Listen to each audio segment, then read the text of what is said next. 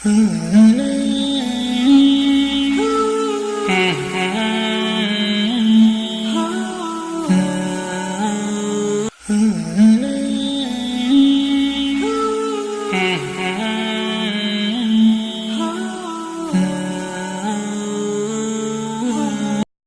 वालेकुम। मैं इस वक्त ताइफ जा रहा हूँ और ताइफ जो है यहाँ से मक्का मुकरमा से 120 किलोमीटर के फासले पर है। और ताइफ ये वो जगह है जहाँ पर रसूल अकरम सल्लल्लाहु अलैहि वसल्लम ने वाक़या मेराज के बाद जब अल्लाह ताला से मुलाकात हुई उसके बाद रसूल अकरम सल्लल्लाहु अलैहि वसल्लम ताइफ तशरीफ़ ले गए। एक मरकज़ की तलाश थी, वहाँ के लोगों को दावत दी और आप सल्लल्लाहु अलैहि वसल्लम ये ढूंढना चाह रहे थे क्योंकि ऐसा मरकज़ मिल जाए चूँकि मक्का के अंदर लोग रसूल पाक सल्लल्लाहु अलैहि वसल्लम को तंग कर रहे थे, मुशक्क़तें दे रहे थे, इसलिए रसूल पाक सल्लल्लाहु अलैहि वसल्लम ताइफ का सफ़र किया। लेकिन वहाँ पर भी लोगों ने आपके साथ जो सलूक किया वो एक तारीख़ का हिस्सा है।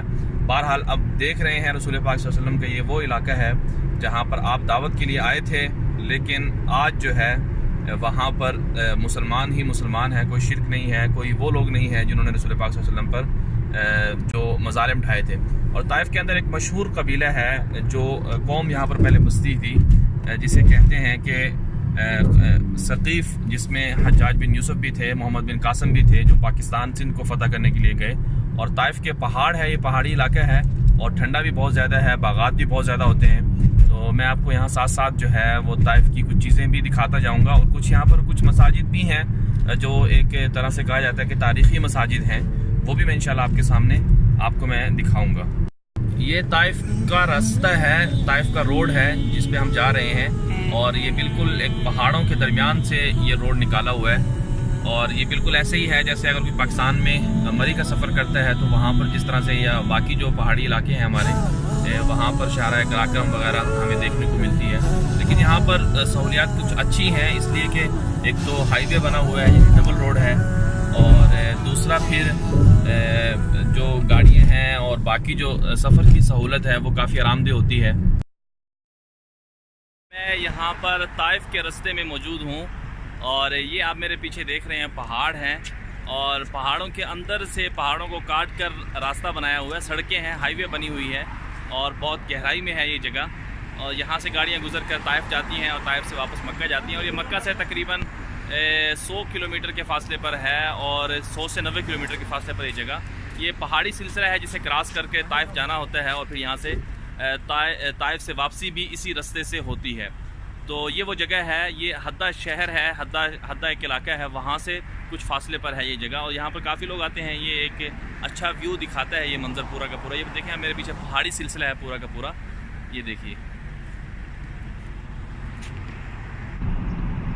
ये ताइफ शहर से पहले एक हद्दा का इलाका है और यहाँ पर उकास का वो बाज़ार भी है जहाँ पर उकास के मेले लगते थे, जो तारीख़ के अंदर बड़े अहमियत रखते हैं और सकाफ़ती। और आज भी ऐसा ही होता है, हर साल यहाँ पर जो उकास के मेले हैं उस नाम से सकाफ़ती और कल्चरल फेस्टिवल और इवेंट्स भी जो हैं वो मुनक़िद होते हैं।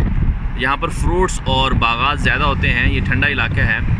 और मक्का मुकरमा में इस वक्त 45-44 डिग्री सेंटीग्रेड है, जबकि यहाँ पर 22 और 20 डिग्री के करीब जो है वो दर्जा हरारत है। यानी इसका मतलब है कि यहाँ पर माहौल और मौसम बहुत ज़्यादा अच्छा है, ठंडा है। और यही वजह है कि यहाँ पर आपको हरियाली भी नज़र आ रही होगी रोड के इर्द भी, और बाकी अंदर भी जाकर बागात भी हैं। यहाँ का फ्रूट भी बड़ा मशहूर है। ये मैं इस वक्त ताइफ के रास्ते में मौजूद हूँ। ताइफ के रास्ते में ये मिक़ात वादी महरम है और ये उन 4 मिक़ात में से है जहाँ से एहराम बांधा जा सकता है, जहाँ से जो एक मदीना के अंदर ज़ुल्हुलैफ़ा है। और ये जो वादी महरम मिक़ात है ये अहले यमन के लिए, जो हदीस पाक में आता है, उनके लिए है। तो 4 मिक़ात हदीस पाक में आते हैं, तो उनमें से एक मिक़ात ये है। और यहाँ से भी लोग, ये मक्का से तकरीबन 110 किलोमीटर के फासले पर है और यहाँ से भी लोग आते हैं और उम्रा वगैरह का और उम्रा करके जाते हैं। यहाँ से भी पत्थर जो नज़र आ रहे हैं, हम गए थे, बल्कि जो है ना इस मस्जिद के अंदर भी गए थे, नमाज पढ़ी थी, नफल पढ़े थे, सब कुछ। अच्छा, वो पत्थर जो खड़े हैं ना, वो फेंक रहे थे ऊपर, सबसे ऊपर वाला, और फिर ऊपर वाला नीचे आता और ये इनको लेके आता। यहाँ आप बैठे थे इस जगह पे, ये देखे अभी ये जंगला लगा दिया, लोहे का दरवाजा लगा के बंद कर दिया। ये कौन सी मस्जिद है? वो मस्जिद नबी है ना, जहाँ आप आके बैठे थे। अच्छा, एक मिनट खामोश। ये वो मस्जिद है जहाँ पर रसूल पाक सल्लल्लाहु अलैहि वसल्लम जब ताइफ में आए थे तो यहाँ पर आके आपने क़याम फरमाया था, यहाँ पर बैठे थे।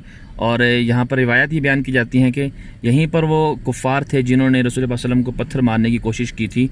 और ये वो जगह है, और ये ऊपर पहाड़ भी हैं, और ये पत्थर भी, इसके बारे में आता है कि पत्थर भी यहाँ पर मुअल्लक हैं। तो ये वो मकामात हैं, लेकिन अब बंद कर दी गई हैं मसाजिद। और मसाजिद इसलिए बंद किए हैं कि लोग यहाँ से पत्थर उठा के लेके जाते थे, इसलिए।